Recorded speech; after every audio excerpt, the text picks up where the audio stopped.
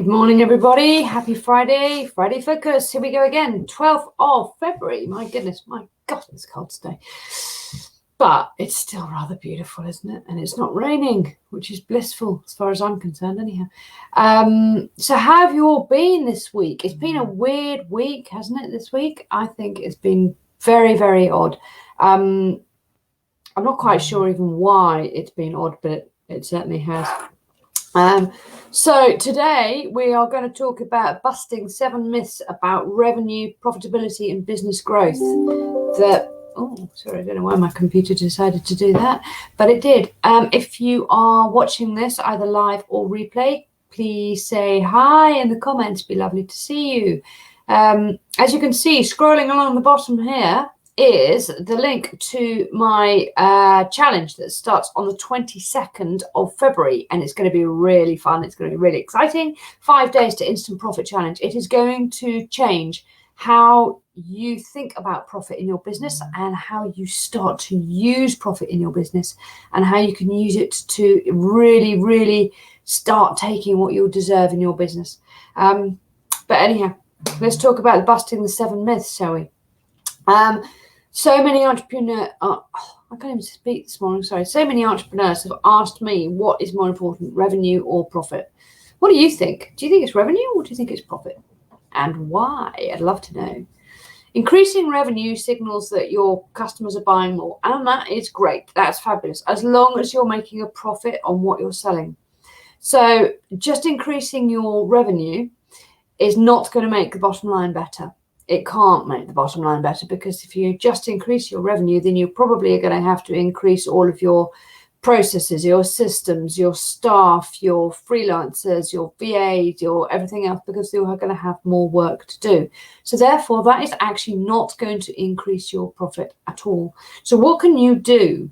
What can you do? How can you do this? An increase in profit. Basically, it signals that you are finding more efficient ways to manufacture your product or deliver your service, whatever it happens to be. And that's great.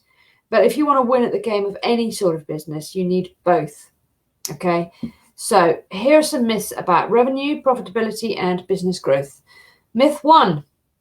I should worry about the business. My accountant will worry about the profit. No, your accountant will not worry about the profit.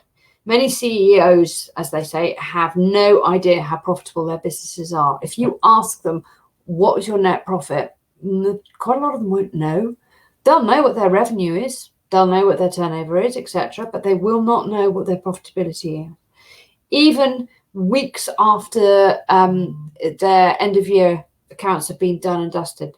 Now, this is quite worrying. CEOs are responsible for managing the resources effectively. Now, if you're the CEO of your business, which is what I now call myself, it's quite exciting to be doing that. If you are a CEO and you are responsible for the resources in your business, then that includes setting your yearly budget, that includes measuring your revenue, and that includes your expenses. Not knowing if the bottom line is growing or sinking is actually like flying blind. Really not a great idea. So myth number 2 is, since profit goes into my pocket, I'm the only one affected if we aren't profitable. No. Okay, some entrepreneurs don't seem to understand that profit is what funds the development of new products. It enables you to hire additional people, expand into new markets. Your company needs to be profitable in order to grow. That is the be-all and end-all. Myth number 3, profitability is not important because I pay myself a salary. Profits are the way to compensate the founding entrepreneurs, the investors, the risk takers, the directors, the CEOs, whatever you like to call them, for the risks taken at the start of any company. You think about the profit you expect to get from investing in stocks, shares, properties, anything like that. You would expect to receive at least that much profit at the end of year from your own company, because you're investing both your money and your time and your effort into that business. The opportunity cost of getting a lower return from your company than you get if you invested that equivalent amount of money in an alternative asset is just worth not thinking about. So what are we on? 4. 4, being profitable means we're ripping off our customers. No, it doesn't. I encourage entrepreneurs to identify the value that they are delivering to their customers and then price their products or services accordingly. If a company is competing on price, then it's a race to the bottom. No point. Absolutely no point. If you have a potential client who comes to you and says immediately, not what are your services, what are you offering, but actually how much you cost, then no, that is a race to the bottom. The trick is to find out what customers are willing to pay for the value that is being delivered and then give them that value. How can you do that? What can you do? Think about it. Think about how what extra value you can do. What's that a little extra thing that you can do, that you can give? If customers are willing to pay for the value that you're delivering, then don't worry that you're ripping them off. You're not ripping them off. You're giving them value, and that is so much more important. You are myth number 6.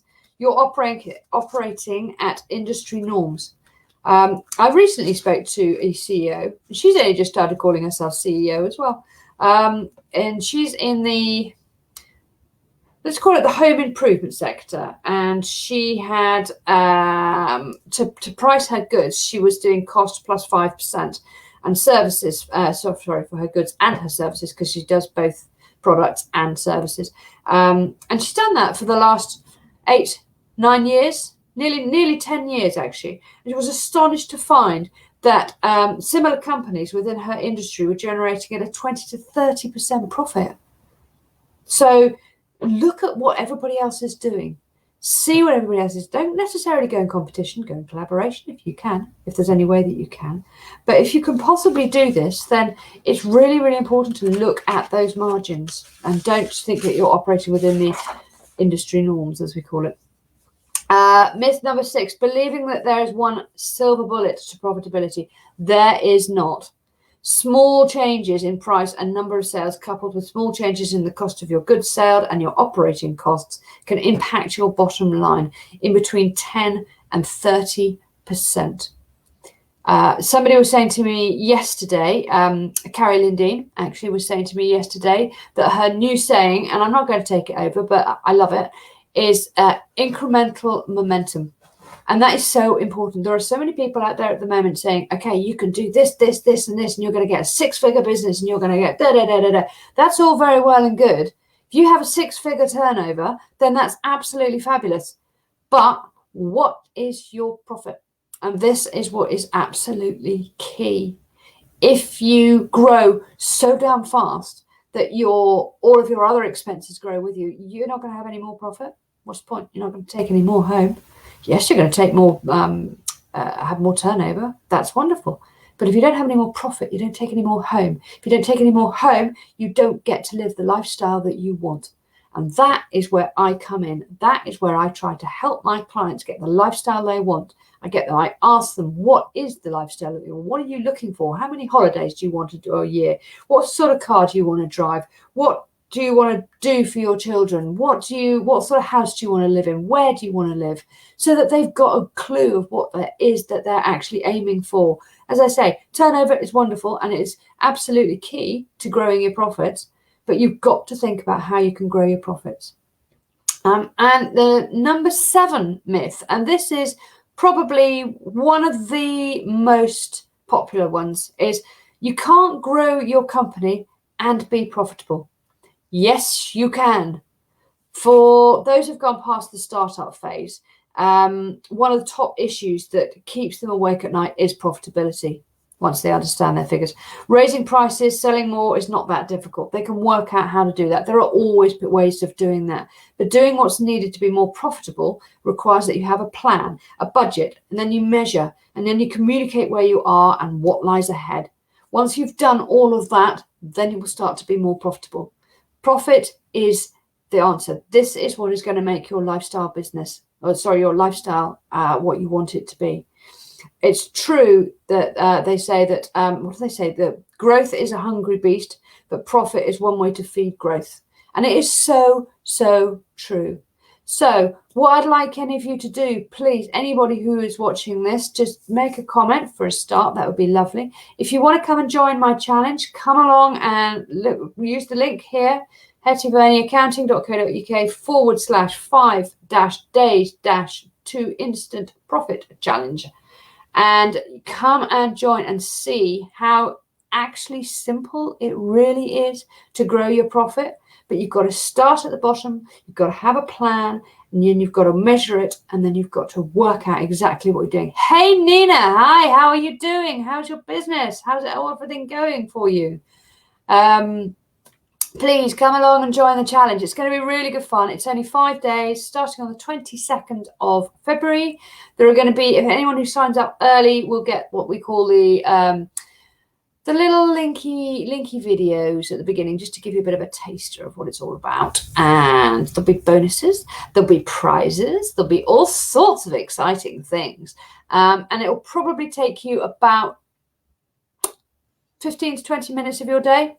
And I would love to see any of you in there. So please come along and say hi, and yeah, have a really good weekend and a lovely week next week, and I will see you next Friday. Look out for all of the posts about the challenge coming. Bye.